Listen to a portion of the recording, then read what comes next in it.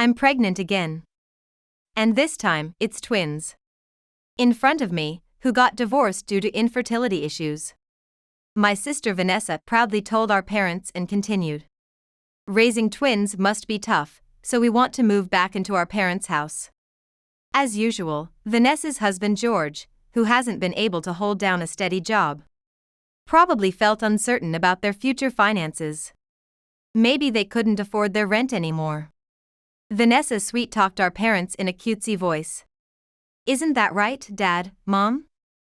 It would be nice if you could live with your grandchildren. Our parents looked at each other, perplexed. But it's going to be impossible for 6 people, including Vanessa's family, to live here. We only have 1 room available. Then Vanessa casually said. Why doesn't Big Sister move out? Me, move out? Surprised by her words, Vanessa coldly told me. You know, Big Sister, it's about time you stop coming back to live off our parents. How can you say I'm living off them? You're not even showing your parents their grandchildren's faces. Just mooching off them after coming back home. As a woman who can't have children, you're basically defective. Ignoring my shock, Vanessa continued. Infertility is all in your mind. Maybe you just didn't want it enough. It's shameless to seek sympathy and stick around at home because of that. Crushed by her denial of my painful infertility treatments, I lost the will to argue back. I didn't want to see Vanessa's face anymore. All right, I'll leave. I quietly decided to move out, ignoring our bewildered parents. While Vanessa rejoiced at my decision. That's right, if you understand that, it's good. Finally, you see who's really being filial. Starting next week, we'll live here. You should move out by then. With those words, Vanessa left our family home. I am Angela, a 45-year-old divorcee. At 29, I married Kevin, who was the same age, but we struggled to have children. Despite wanting kids and undergoing infertility treatments, we never succeeded. Exhausted from the long treatments, Kevin and I decided to walk separate paths. And divorced 8 years ago. Since then, I've been living with my parents. When I moved back home after my divorce, my younger sister Vanessa, who is 10 years younger, was also living with our parents. However, 2 years later, she brought home George, a younger man. I'm going to marry George. Vanessa's sudden confession surprised both me and our parents. George, who came to our house, was dressed sloppily. And didn't seem like someone who would greet his future in-laws. Our parents felt the same and Dad sternly questioned George. What do you do for work, George? I'm job hunting right now. Unashamed, George answered while Vanessa quickly added. George worked in sales at an office supplies company until last month. But the company didn't appreciate his talents. Office supplies and such boring work don't suit me.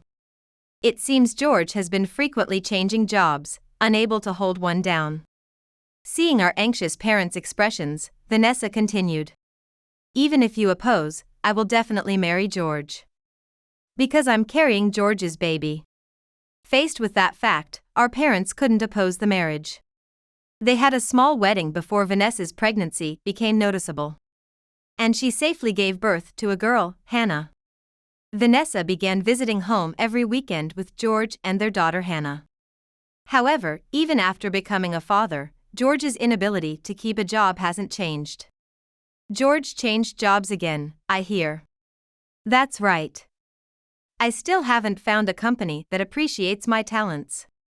You might not understand certain things unless you stay in a job for a while. Father, your way of thinking is old-fashioned.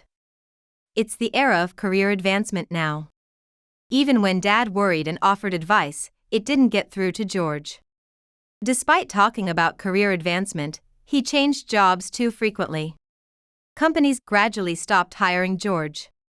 And he eventually gave up on full-time employment, resorting to part-time jobs to make ends meet. Dad, we want a birthday celebration for Hannah. Vanessa started to use Hannah as an excuse to ask for money from our parents. When she ran out of money for herself, it seemed George was also secretly asking our parents for money. Father, it costs money to bring Hannah to see you every week, like transportation costs. And on the days we come to Vanessa's parents' house. I can't work, so it's honestly a loss for me. Wanting to see their granddaughter, our parents couldn't refuse. When Hannah's name was mentioned and would give them money as asked. Vanessa and George's life was barely sustained by financial help from our parents. 3 years after Hannah's birth, Vanessa and George had their second child. Hannah wanted a little brother or sister, so it was perfect timing. If you wish hard enough, babies will come. From then on, they started mocking me for not being able to have children. Big sister, you spent a lot of money on infertility treatments, right? We managed to have a second child without any cost, sorry about that. George joined Vanessa in laughing. Sister, you seem worried about my earnings. But having children without spending money is much more worthwhile, right? Despite their hurtful remarks, I endured quietly since it was a joyful occasion. Even after giving birth to their second child, they continued to flaunt their happiness of having children and mocked me. You wouldn't understand, big sister, but children are really cute. Being a mother is a woman's happiness. It's sad that you'll never understand this happiness. Love is all it takes to have children easily. You must have been lacking in love, sister. Gradually, I began dreading the days Vanessa and her family visited our home. And I started to make sure I was out on those days. After 3 years of such a life, Vanessa suddenly came home with a surprise announcement. I'm pregnant again. And this time, it's twins. In front of me, Vanessa proudly told our parents and continued. Raising twins must be tough, so we want to move back into our parents' house. As usual, George, who couldn't secure a steady job and lived like a part-timer, probably felt uncertain about their future finances. Maybe they couldn't afford their rent anymore. Vanessa sweet-talked our parents in a cutesy voice. Isn't that right, Mom, Dad? It would be nice if you could live with your grandchildren. Our parents looked at each other, perplexed. But it's going to be impossible for 6 people, including Vanessa's family, to live here. We only have 1 room available. Then Vanessa casually said. Why doesn't big sister move out? Huh? Me? Surprised by her words, Vanessa coldly told me. You know, big sister, it's about time you stop coming back to live off our parents. How can you say I'm living off them? You're not even showing your parents their grandchildren's faces. Just mooching off them after coming back home. As a woman who can't have children, you're basically defective. Ignoring my shock, Vanessa continued. Infertility is all in your mind. Maybe you just didn't want it enough.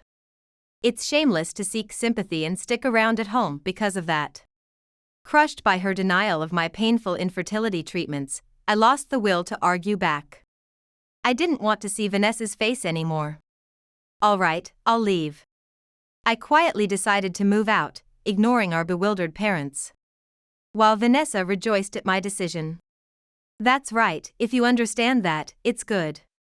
Finally, you see who's really being filial. Starting next week, we'll live here. You should move out by then. After Vanessa told me this, she left our family home. Then, a week later, she called me in a panicked voice. Sis, do you know where Mom and Dad have gone? The house is empty. I calmly responded. Mom and Dad are here with me. Here? Where's here? My place. Your place? After asking for the address, Vanessa hurried to my apartment and confronted our parents who were relaxing at home. Hey, Mom, Dad, why are you here? Why is all our stuff gone? Because we've moved in with Angela. Why did you move too? I only told Angela to leave. How can you choose her over me? When I'm the one showing you your grandchildren and she can't even have kids? Defective, huh? Mom sighs as she mutters. That's the truth. A woman should naturally be able to have children. Infertility treatments are for defective women. Have you ever thought about why you are 10 years younger than your sister? Huh? We struggled to have a second child and underwent infertility treatments. Mom did? After having Angela, we really wanted another child.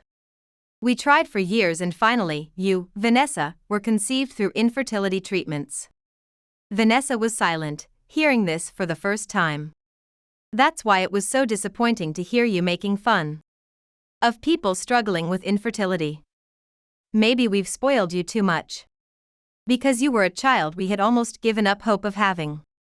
Suddenly, Vanessa became anxious. Wait, Mom, I didn't mean to speak ill of you. I had no idea you went through that. It doesn't matter whether you knew I had infertility treatments or not. The issue is your lack of empathy. Lacking consideration for the feelings of those who suffer, no matter who they are, is the lowest a person can be. Left speechless by Mom's stern words, Vanessa glared at me instead. You've manipulated Mom and Dad, haven't you? It's despicable to win them over just because they empathize with your similar experiences. I quietly denied it. I haven't said anything. That was true. The day Vanessa drove me out, when I said I was leaving. My parents told me they didn't plan to live with Vanessa's family. They then suggested we look for a new place together. And asked if I would like to live with them in a new apartment. We had previously discussed that our old home was deteriorating. And had been thinking about rebuilding or moving. My parents and I thought this was a good opportunity to start anew in this apartment. Vanessa was stunned by this fact. I thought I could return to our old home, have Mom look after the kids, and not have to pay rent or living expenses. Her thoughts spilled out in shock. I figured as much. Mom sighs and tells Vanessa, just go back. I don't want to talk to someone who can't understand others' feelings and blindly hurts others. Reluctantly, Vanessa and her family returned home, where, without their parents, they started living. However, the old house, already in disrepair, soon fell into a dilapidated state. When I lived there, I had maintained it regularly. But Vanessa and her family seemed to lack the time and money for such care. Soon, Vanessa was crying to our parents. Mom, there's no hot water coming from the water heater. I can't even take a bath. Mom responded nonchalantly over the phone. The water heater was just about holding up with part replacements while we were living there, but it's about at the end of its life. So it might need to be completely replaced. How much will that cost? It could be around $1,500.